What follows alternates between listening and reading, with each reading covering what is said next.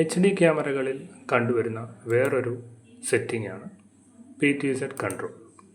PTZ കൺട്രോളിനകത്ത് പോയി കഴിഞ്ഞാൽ ക്യാമറയിലെ പല സെറ്റിങ്സും നമുക്ക് ചെയ്യാൻ കഴിയും. ആദ്യമായി PTZ കൺട്രോളിൻ്റെ ഈ ഭാഗത്ത് അതിൻ്റെ മെനു സെലക്ട് ചെയ്യാനുള്ള ഓപ്ഷനുണ്ട്. ഇവിടെ video format, exposure, day and night, video settings, audio settings, factory default, പിന്നെ അത് എക്സിറ്റ് ചെയ്യാം അല്ലെങ്കിൽ സേവ് ആൻഡ് എക്സിറ്റ് ചെയ്യാനുള്ള ഓപ്ഷനുണ്ട്.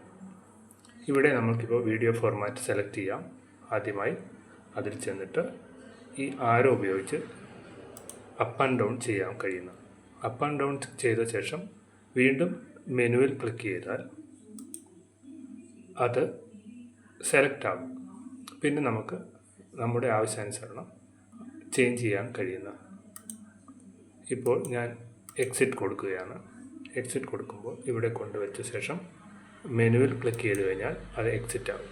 അതുപോലെ വീണ്ടും സെലക്ട് ചെയ്താൽ മെനു വരും.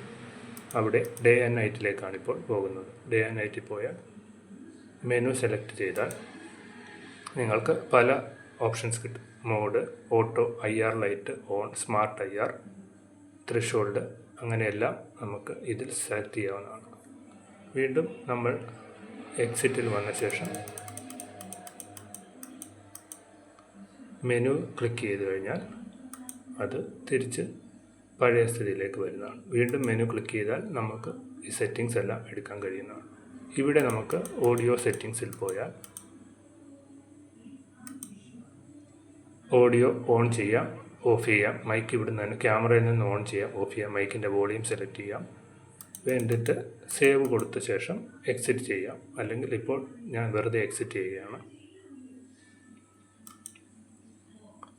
ഇങ്ങനെ ഒരു സെറ്റിങ്സ് കൂടി ഈ ക്യാമറകളിൽ ലഭ്യമാണ്.